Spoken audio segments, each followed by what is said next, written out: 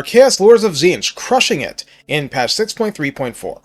Since other things came up, I never got a chance to do a video on this lord, so let's go into exactly what you're getting out of him before somebody kicks over the chessboard and everything changes again. That's why the titles have patch note numbers, I guess. Recruited for a nominal 1000 gold and 250 upkeep. Pretty standard. You're getting him on ultra scale at 4640 health and 800 barrier hit points. Armor is 100, with a 55% missile block chance from Frontal Arc Tower Shield.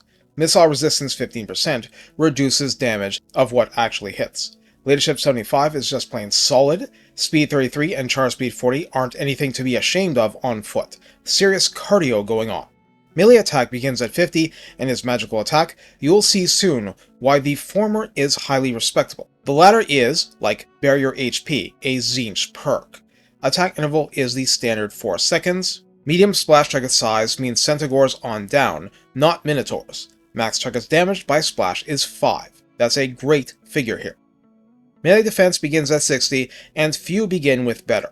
Weapon strength 490 is almost shockingly high, split base 180 and armor piercing 310, so no joke. Moreover, that halberd provides a bonus versus large of 30, a high-end figure that makes him effectively melee attack 80 against large targets starting from rank 1. Charge bonus is 20 and mass is 1000. On foot, he's able to hide in forest, charge defense versus large and charge reflection are available, and that's it for now. If we stopped here, this would already be an exceptional lore. We will do no such thing. On a Chaos Steed, upkeep rises to 300, health gallops to 5228, barrier still 800, armor rises to 120, speed rises to 78, and charge speed rises to 108, pretty standard figures for a heavy cavalry lore. All else is unchanged, including wonderful anti-large ability until we get to charge bonus 50 and mass 1500. On a Frisbee, a Disc of Tzeentch, right. Upkeep floats up to 350, health goes to 5220, barrier didn't change, armor returns to 100.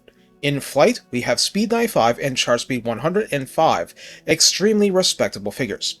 Everything else is unchanged, including the anti-large ability until you get to charge bonus 40 and mass 1300. In other words, he can stand on the Frisbee and strike down dragons in flight. That's kinda cool. Also, the disc has Strider, so no fatigue penalties to movement and no penalties going through forest beyond, not being in full flight. The Chaos Chariot actually has 325 upkeep, health inches up to 5472, 800 barrier hit points, armor 110, and he retains the Tower Shield. This is a rare thing. Speed 78 and charge speed 108 are fine. Melee attack begins at 40, in a world where Chariot base attack values tend to be pretty garbage. Splash target size is now very large, and that's for pitched combat. Collision attacks are separate. Max target splashed in such pitched combat are 5 again. Melee defense 35 is a lot lower, but that's what we expect on a Chariot. Weapon strength is still 490, split base 170, and armor piercing 320, which is truly exceptional for a Chariot, with a bonus versus infantry of 20, of course finally giving up on the anti-large. So, while it is not for everyone, this is an option.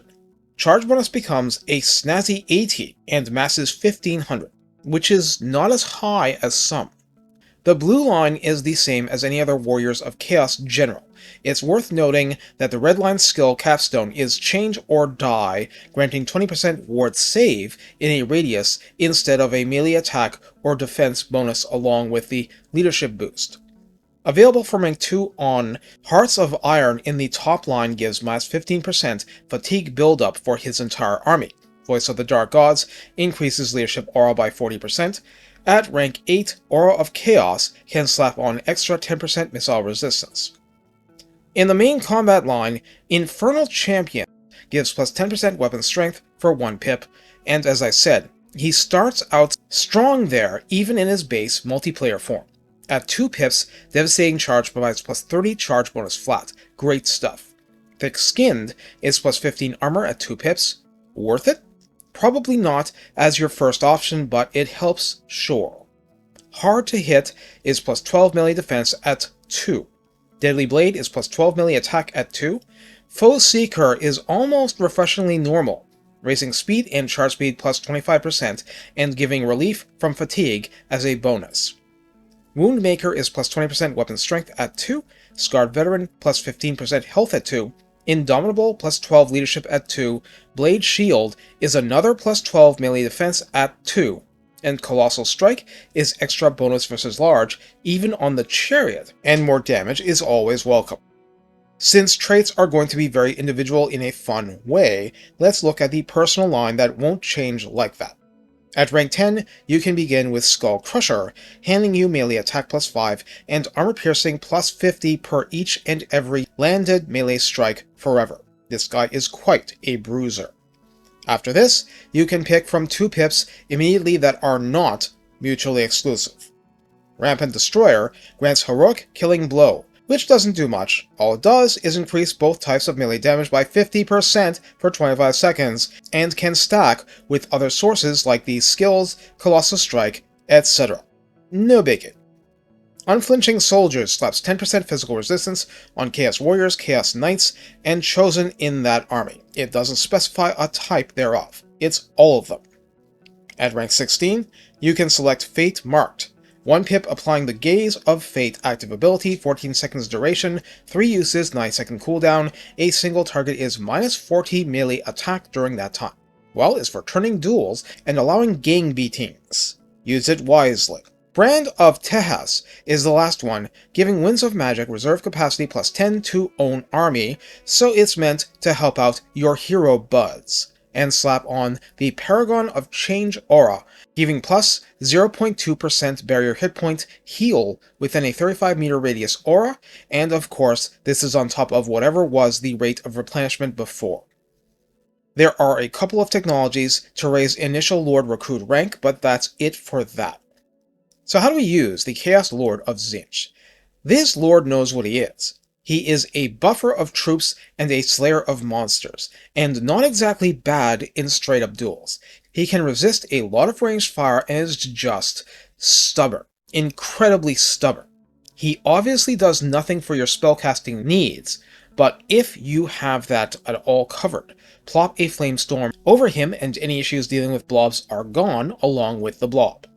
The funny thing is that there's very little else to say. He's simple. In a way, Tzeentch units, let alone characters, rarely are. He's strong, just straight up powerful.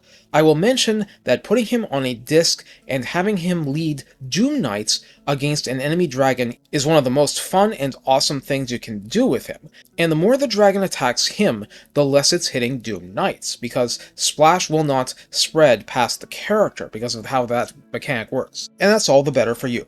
At this point, the only real advice is to find some amazing weapon to slap onto him and watch him go to town, and return with a collection of severed heads. If you want to take one of these lords down, you have to bring it and mean it.